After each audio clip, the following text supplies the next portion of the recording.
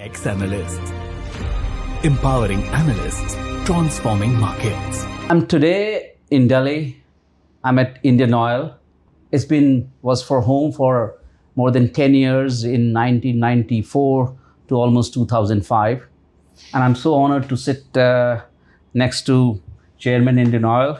What a pleasure, Arvinder, and we worked together. I started my journey in Indian Oil learning how to watch and the desalter, right? That's where we started. But I'm here today with a different purpose to really explore the journey of analysis, especially oil markets and energy markets analysis. But before I start, I do want to give some context on what kind of leadership Indian Oil is providing to the country. It's really at the forefront of the energy revolution. Maybe I'll give some numbers and probably you have more numbers. So I'll also like you to add some stats. So what I know is more than $100 billion revenue. Yeah. What I know, almost more than 10 refineries in 100,000, near 100,000 touch point with customers in terms of petrol station, but EVs as well. Also, I would say that in terms of the number of people, the talent, maybe more than 30,000. Yeah. Anything you want to add, Arvinder, and start and tell a little bit about Indian Oil first? Yeah. Thanks, Mukesh. We are here and I'm happy to be joining hands with you on your journey. That is a very interesting journey, of course, which I wish you all the best for moving forward first. Numbers, yes, there are so many interesting numbers we can add. First of all, 30,000 people. I'll add, it is not 30,000 people, it is a big multiple of that, because I have my customer attendants who are working on my retail outlets. I have my LPG delivery boys who are delivering cylinders to each and every house. 30 lakh houses per day are being touched by people, and more than 30 million customers are visiting my retail outlets every day. So that is a huge number. And we are servicing around 150 million customers of LPG. That is it is equivalent to population of several countries. So taken together. No, I think indeed you are right that Indian Oil is at the forefront of the energy for the country and not just the people working. So that is a staggering number, and because we have been able to do it, and we are doing it day in and day out because the supply chain is the core of it. Mm-hmm. We are, on one side, as you said, 10 refineries. Yes, 10 refineries are there. Geographically, they are all differently located. Plus, the supply chain management is a huge task, because you can say around 40,000 retail outlets. That is arguably the highest number of retail outlets that anyone has anywhere in the world in one country. That is almost, that is humongous. Similarly, 150 million customers of LPG, that is unparalleled. It can go into any world record book or anything. So you can't match it. Yeah. It all has been possible because of these, core of 30,000 people. The driving force has been to serve the nation. Profits, of course, yes, profits has been a motive, and we have been doing pretty well on the profits also. But yes, turnovers, as you rightly said, $100 billion, they are testimony to the kind of business the company is doing. So with those numbers, and I think oil market is all about numbers, and this is exactly the passion. After working 32 years in the corporate industry, I've started a new adventure called XAnalysts. And the mission, or what I'm really passionate about, is to explore. There's an analyst in you, there's an analyst in me, and there's an analyst in a lot of people. What kind of attributes, competencies, and the whole idea sitting next to you today is how to inspire the next generation of analysts, how to really lift the game in this field. So maybe let me start with a question which might take you to a little bit of your own journey. You have done so many important roles, leadership roles. How do you see the analyst in you, when you started, and analyst in you now has changed, and what have you enjoyed especially about the oil markets? Actually, when we start our journey at the bottom of the ladder, there the analysis The scope of analysis is limited to, say, a particular plant or a particular refinery to the most, you can say. But that we perfected.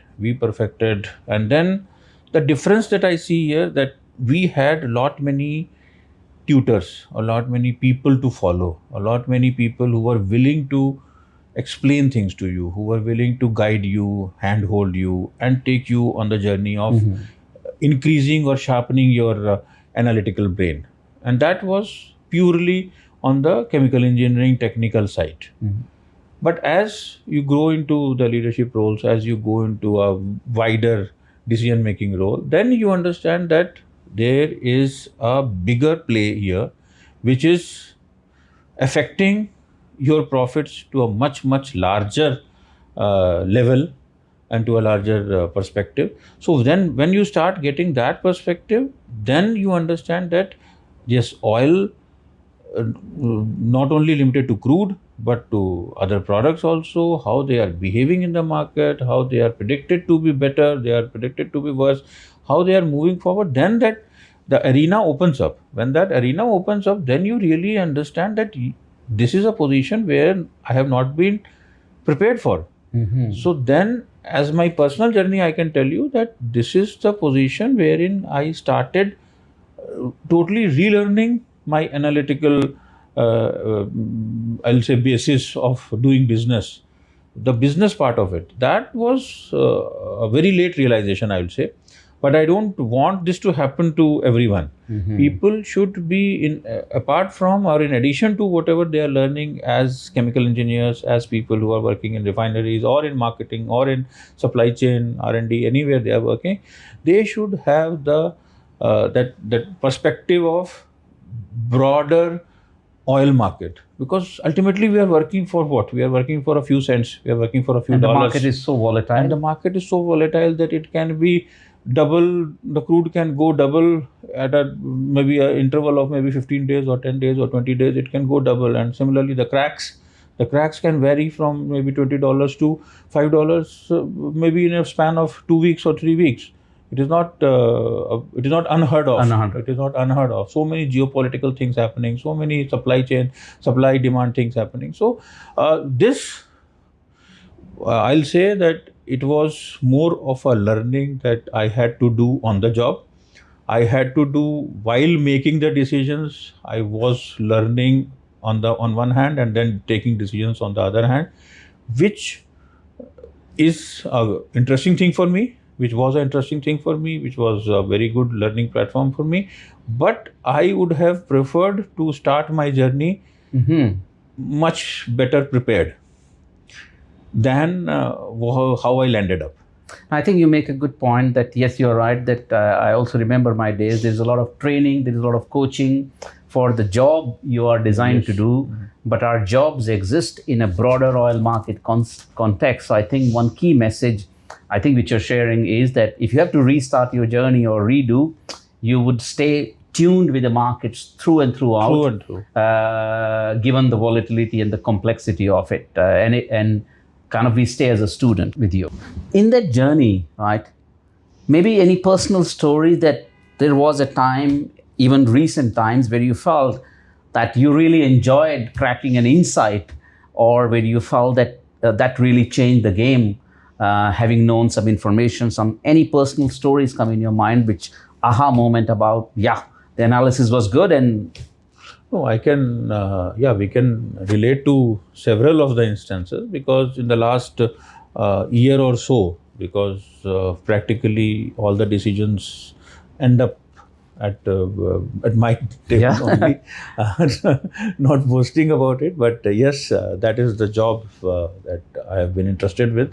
So we started working on our inventories in a very big way, because the trends which we analyze, and my team of people who are closely associated and who are doing the analysis along with me, we were all of the view that the markets are going to be a bit on a loose side. They are not going to be so tight on the crude. That was the prediction that we did, and that is what the analysis told us, and that is what we bet upon. I'll say that was our sentiment, bet. That was our bet on the sentiment from last financial year to this financial year, when we moved on between financial year 25 ending March and April of 25, between that.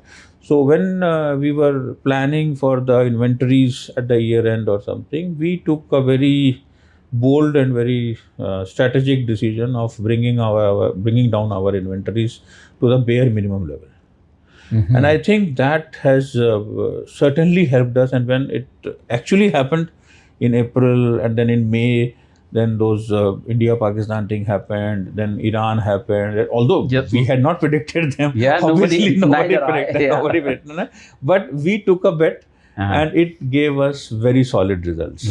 So that was a kind of satisfying moment that yes, the people have worked upon it, and had those events not happened, still I am of the view that it was on a downward slide, and it was going. It has gone. It has gone there. Still today, people ask me, so many news channels and people ask me, what is your prediction? As if I am an astrologer. They ask me, what is your prediction for the crude oil? I still say that I am still maintaining that it has to go below 65. It has 60 plus minus $2 or $3. That is where I feel that this will settle down after these all geopolitical things, they cool down. So that is my prediction. So that we are playing on that. And, we are waiting, and maybe tomorrow there is an OPEC meeting, and we will learn a lot about it. But let me bring focus on these are very important decisions, which affect not only the profitability of a company, but also I think they give a huge leverage for a country. I wanted to ask you, skills, competencies, I'm sure you have acquired through the journey, and probably you have seen other people acquire as well. Anything that comes in your mind that, these kind of competencies is what is really needed versus broad, generic trainings? I want to hear if some thoughts come around that if these competencies are there, Mukesh, Actually, we are we are keeping our people confined to the competencies which they have acquired in their colleges. That is a very a regressive thing, I'll say, because if you and me have been chemical engineers, then somebody comes with an MBA or somebody comes with a finance background, they try to stick to their competencies or whatever they have learned in their professional career, and then they try to analyze things with their glasses or their lenses. That is what has to be broken. That is one needs to be broken, that we have done to a large extent in my team that I have done, but everybody can challenge the other one. It is not that a refinery engineer only can tell you that what kind of crude is best for me, or what is the kind of crude that is, or what is the kind of product slate that is going to be better for me or best for me. There can be a finance guy, there can be a guy who is an MBA, who has seen the world more, who has better analytical mind, who has better analytical tools, who is better trained on those tools, to tell you that, look, if you are seeing it inside your refinery, inside your supply chain, if you are seeing this and you are finding this to be, say, diesel for instance, or MS for that instance, gasoline for that instance, this is better for me as a product slate, but there can be another perspective.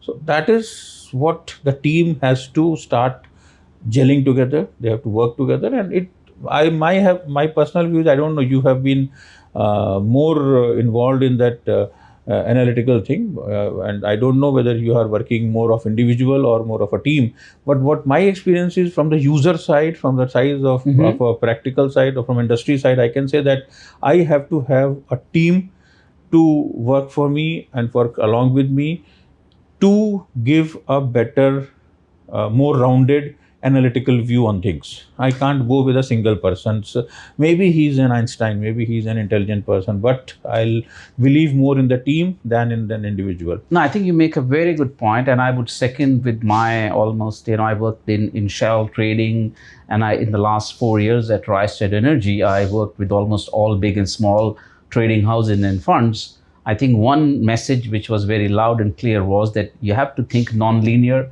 you have to think out of the box. Yes.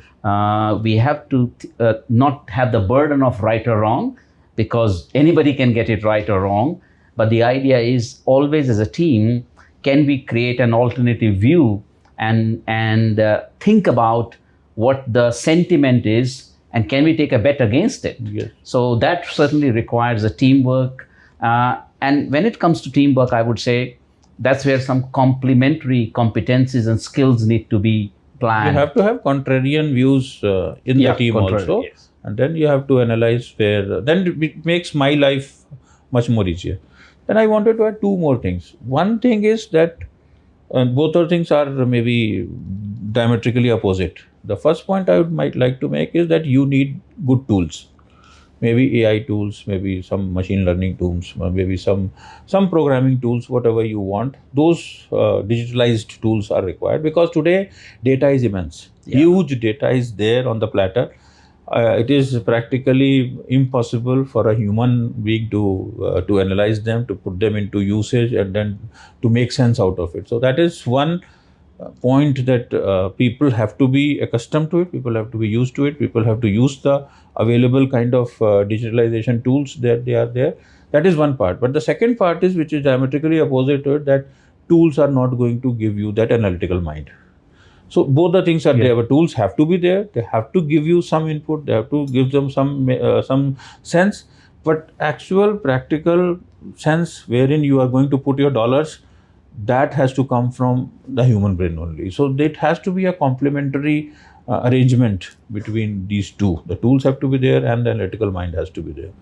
I think you make a point which I'm passionate about, is that we cannot compensate competency of human beings with some systems, right? And I'll give a very interesting point, that when I was at the trade floor, the traders used to tell me, Mukesh, we trade your body language more than what the slide is. Yeah. If you're not confident about your analysis, even if you're right, so there is this human confidence and clarity angle. So, talent of the people versus, but we also need the tools, and now we live in the AI age. And what do you think is your vision, not just for Indian Oil, but the oil industry in India as such? We are making some bold strides in exploration. India has become a big part of the entire oil market's machinery, so that we are even, I would say, a big market maker. With that stepping up the role, how do you see your vision for people, for analysts within this industry and at large? It's a very, it might look cliched also, because the role of analysts has been extremely important historically in this industry.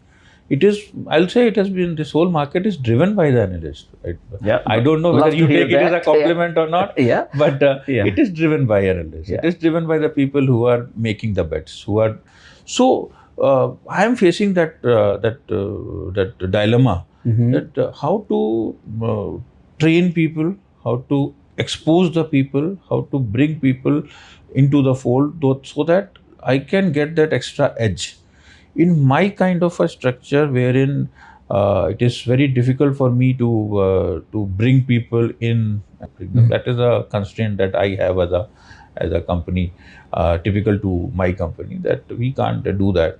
But at the same time, I need some good churning of talent. Yeah, what I'm trying to do right now, I can share with you my vision, and now we are doing it in practical also. You mentioned that you have worked with Shell Trading. We are in the process of making a joint venture company with one of the big international traders, wherein we will be setting up our trading arm, Indian Oil trading arm, which will be in a joint venture with one of the biggest traders, and we will be setting up, we will allowing our people to sit in one of the hubs, most probably in Singapore, and therein we will be doing the proper trading. It is not only limited to my crude buying or my product selling. That is not limited to that. That will also happen, but it will be a pure trading play also. So that is where I will get that analytical inputs, which A pure trader does it. Does. We don't do that kind of trading. Traditionally, the OMCs of India, the oil marketing companies of India, we don't do that kind of trading right now, or we have never done it, I'll say. But going forward and within next maybe a couple of months, we are going to launch that venture, wherein we will be a proper trader sitting in Singapore and doing a trading business as a trading business. Well, this is like probably the best news I've heard so far in the session, because I so strongly believe that trading environment really brings the best out of the people. It tests people. And what I've also learned is that India has the talent of engineers. Being a chemical engineer, being a refinery person, I found that I had an edge in producing high quality trading analysis, because I worked in operations, starting a refinery and being really understand the connection between crude to products. But I know that you have spent a lot of time in the petrochemical side of the industry, and that is a total different kind of a space. So connecting the dots across is something really. Maybe before we close, and I do want to ask a little bit about your petrochemical side. How do you see that space as a trading, or still more asset-driven production manufacturing side? Up till now, we have been asset-based. We have not very significant by world standards, but by Indian standards, we are pretty much significant, because we have around 4 million tons of petrochemical products that are already there in the market, and we are the second largest player in the country also, with around 18% of market share. So that is where we stand today, and we have an ambition of making this 4 million tons going up to 13 million tons by 2030. Another 6 years, 5 to 6 years, I will be making it 3 times from where we stand. And the basis of doing this is multifold, because today, with the Indian consumption standing at around 30 million tons odd of petrochemicals, we are importing around 20% of it, 20-25% of it. And going forward, by 2040 or so, in next 15 years, this figure of 30 million tons of Indian consumption is going to be at least 70 million tons, 2.5 times from where we stand today. So with that kind of thing, India will be importing huge amount of petrochemicals if we don't make those assets. So assets are going to be one part of it, but the second part of it is where the technology is a constraint. Maybe some of the specialty chemicals, some of the chemicals which are deep downstream integration of petrochemicals molecules, like some of them pharma, some of the agrochemicals, some of the, we are exploring specialty, paint additives, adhesives. So we are going into that path, and there I may or may not go into the asset mode. I might go into an M&A kind of a mode, wherein I'll have to take over some of the smaller companies, take their competencies, bring those people on board, and then allow them to grow, put in some investment and allow them to grow. Or maybe bring in a trading arm and use the trading arm and bring in those products from outside and cater to the Indian market. So these are the 3 strategies that we will be working: assets, plus trading arm, plus M&A.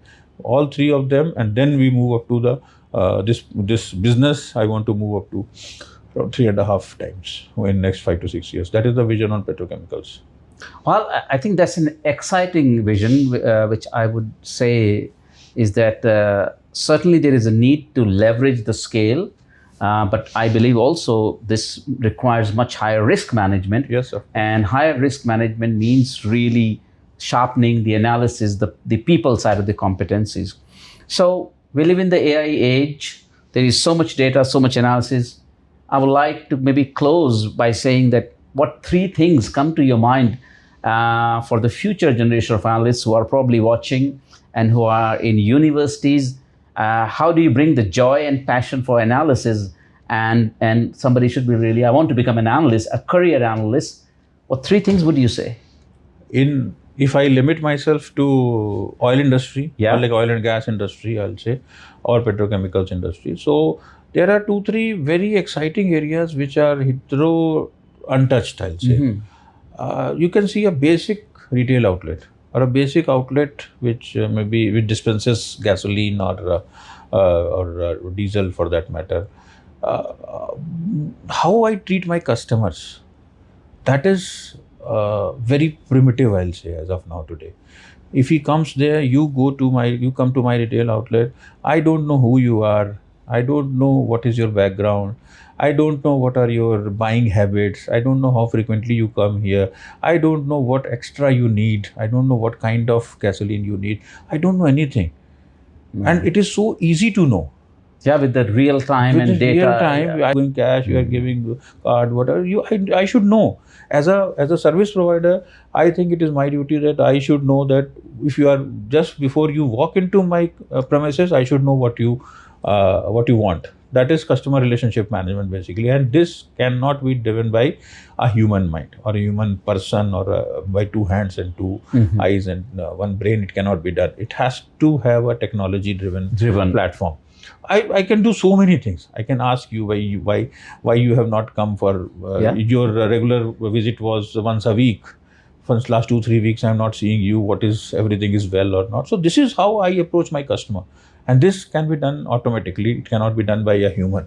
That is one part of it. That is where lot of analysis can go, and you can see around 100,000 retail outlets are there in India. I have 40-50,000 internal intelligence which you cannot buy from outside. Outside. So that is one. Yeah. The other one is when you talk of safety, it is an immense potential that can go into using AI.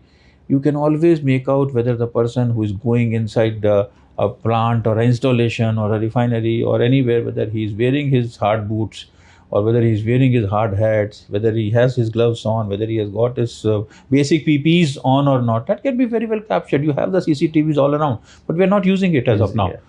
I can, whether he's climbing on a ladder, whether he's using those 3-point contact is there or not, whether he's careless, whether he's not.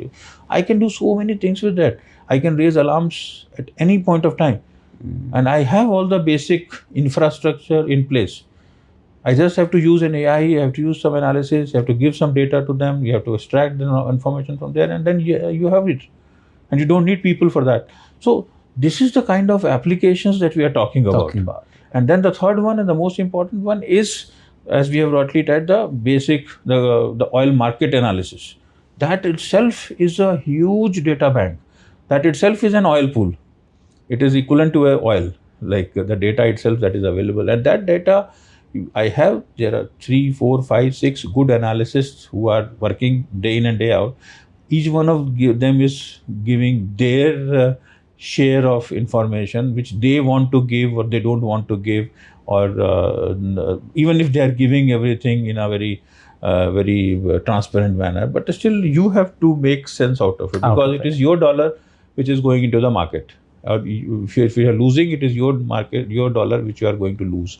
So to make sense of those things, to go through those reports, to find what is of use to you, which is meaty, which is useful for you, that also is a big exercise for me. And that exercise, even these are changing every day or every hour or every 8 hours, it is changing. So if I keep on doing the data mining by manual things, I will not end up anywhere. I will keep on doing that data mining, and by that time the data itself will change. So it has to be done real time. So that is where I see that as a user. I'm not talking here as an analyst. I'm talking here as a user of the analyzed data. How I can use an technology for getting the best out of it. No, I think you summed it so well, and I think this resonates so much what I have seen across the globe, where I have worked with many other companies and corporations, that data is the new oil. You already have the oil. And the trick is really blending the internal intelligence which you sit on and harnessing that. And then, yes, there are people who will provide the external research and analysis. And then you blend both of these in some sort of a system. And that system, of course, requires a real, I would say, analysts who are competent enough to deal with kind of complex systems. So I would say, thank you, Arinder, such a nice conversation, which probably I learned something new again. There's never a dull moment in this industry. I'm sure you had some insights yourself. Of course. So really, Thank you very much Always a for pleasure. this Always a conversation. pleasure, Mukesh. Always a Thank you very much.